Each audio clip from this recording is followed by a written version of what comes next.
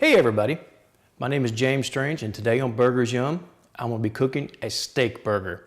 And this isn't going to fry up a piece of steak and put it in there. That would be a sandwich. Sounds pretty good though. Anyway, today I'm going to be doing a steak burger. I've got some ribeyes. We're going to grind them up. We're going to cook them sous vide style. We're going to make a nice sauce for them, some caramelized onions. This thing is going to be epic. Anyway, if you liked the video, be sure to share it with your friends and hit the subscribe button, please. I'd really appreciate it. Okay, like I mentioned, we got some ribeye steak. Now to grind it up, I need to lightly freeze it. So what I'm gonna do is I'm gonna cube it up into about 3/4 inch cubes or a little smaller.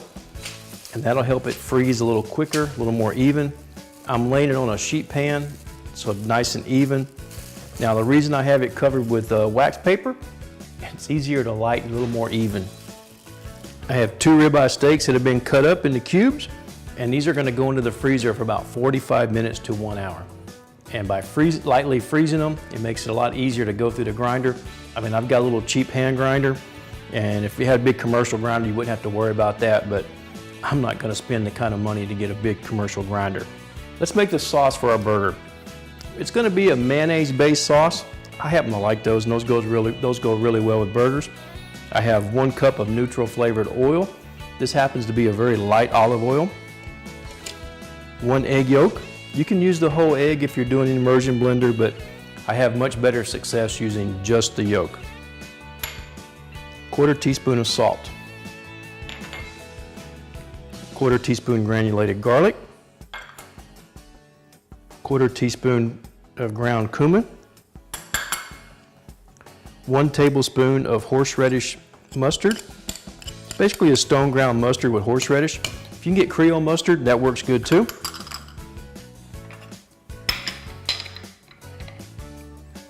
I need some lime juice.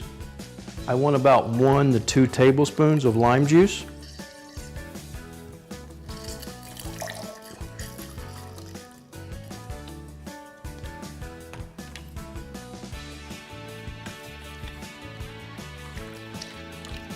That ought to be enough.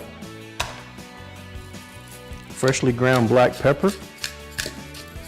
I'm not going to be shy with this. I may come back and put a little more in here later.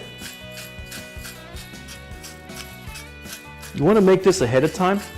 If you wait till the last second to make it, everything won't come together. A lot of this is really make ahead and easy to go. Anyway, that ought to be enough for now. Now I'm going to put my immersion blender in here right over the top of my egg yolk. I'll kick it off, and then when I see it starting to come together, then I'll start doing an up and down motion. I want to do this on high. That helps really get everything going.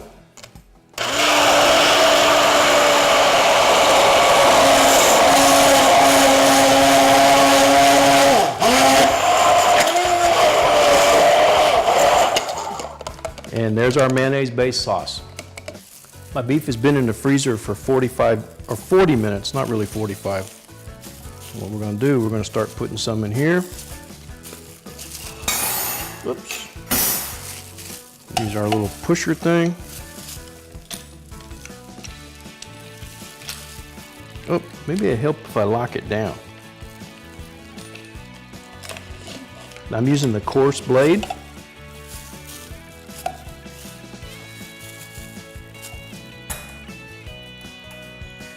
There's a finer blade here, but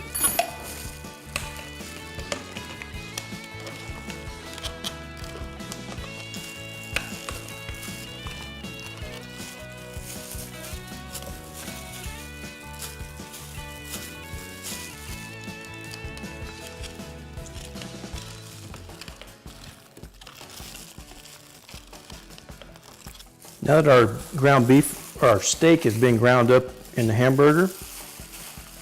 Oh, by the way, I don't necessarily recommend that grinder.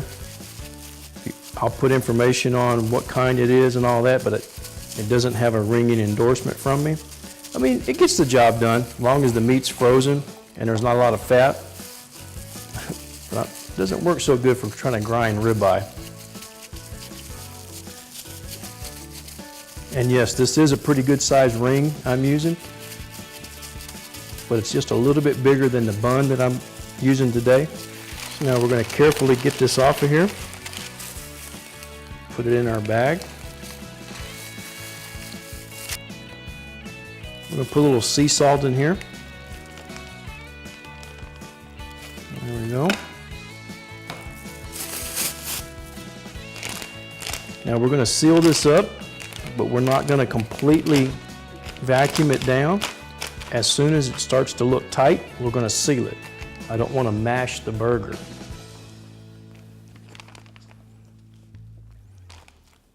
If I could have used the zipper bags, I could do the displacement method. All right.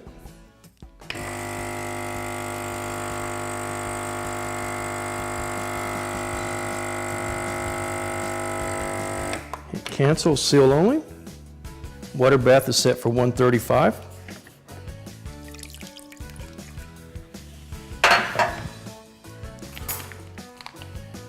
Put our burger in a rack. This will help keep it down because the bag isn't completely vacuum sealed. It'll want to float. Anyway, put the lid on. Insulating pad for 1 hour. One of the toppings I want to use today is caramelized onions. And for caramelized onions, I need onions. Now, you need to chop up a lot more than you think you need. Anyway, let me cut this root end off of there a little bit. And I'm just going to cut these in relatively thin slices. About like that. Now when you do these, do up a few extras because you can easily store them in the refrigerator and they are great to have around. You throw some in your omelets or whatever. Okay, caramelized onions. A long, slow process. I got a cast iron wok. It's warm, it's not hot. I don't want it screaming hot because this is going to take about 20 minutes or so.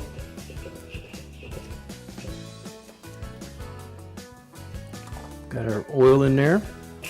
We'll put our onions in.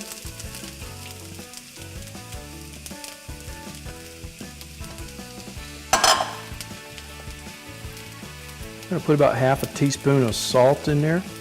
I'm using sea salt, but any salt will work. Just kind of mix this up. Get a little oil and salt distributed on my onions. Then I want to spread them out to get some contact. And then for the first 5 minutes or so, we're just going to let them sit right there. I know I said 5 minutes, and it's only been about 3, but I'm not a very patient kind of guy. Anyway, we're just going to give these a stir. See all that water coming out of them? That's what we're doing. We're basically evaporating the water out of them. That way we can get to the sugar. Just kind of spread these up the side. And then we're just going to leave them alone for a few more minutes, as long as I can stand it. As the onions start to dry out, they'll start to brown. And when that happens, we're going to need to start moving them around a little bit more often. We could increase the heat at this point a little bit. If you're in a real big hurry, add a little bit of sugar. I don't like to do that because I want them to be naturally sweet. Look at the volume. See how the volume has really gone down? This is the point where you really have to keep an eye on them. Can't be walking away anymore. If they start to get real dry, you may need to add a little more oil. But I think I'm okay. These are basically done at this point. It's just how much do you want to caramelize them. I think these look pretty good. We're just about there.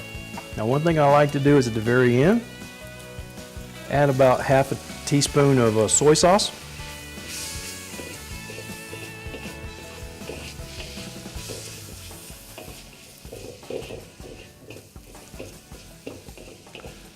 Yeah, I would say these are done right now. When meat first comes out of the sous vide cooker, it is always ugly and it's missing the crunch factor, for lack of a better term. It's fully cooked. I mean, this steak burger is fully cooked right now. You could eat it. It's just not going to have that crispy outside. Anyway, this thing is searing hot. All I'm going to do is basically put color on both sides because it's, like I said, this is already cooked. Got to make sure you dry that off first before you throw it on there. So after a few seconds, this has been about 30, 45 seconds. I'm gonna flip this guy over. Got a little crust on there. Let's put some crust on this other side.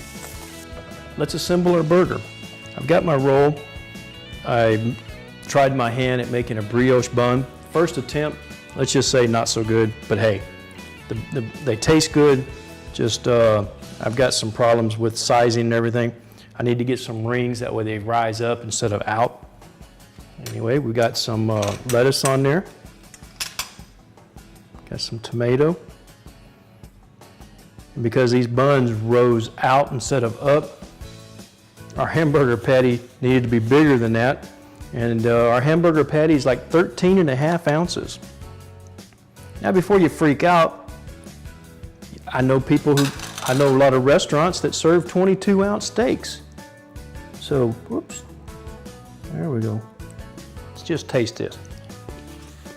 Oh man, that meat is tender. Let me turn it around, hide that from the camera.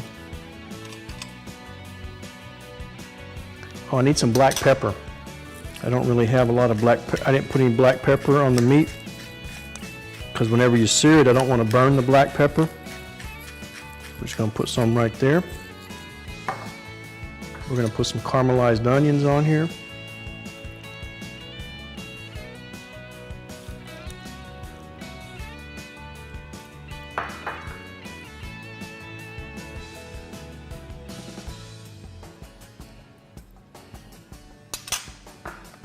Now, we've got our sauce we made earlier. We're going to put a nice healthy slathering of that on there.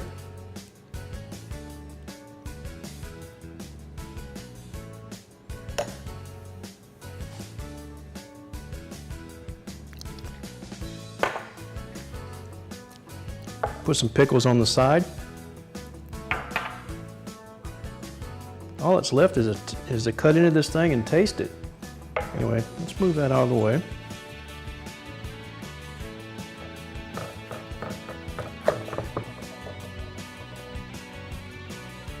Look at there, like a perfect medium rare. What do you guys think about this? So what I want to know is, how's this burger? Napkin at the ready. Because I got a feeling we're going to need this.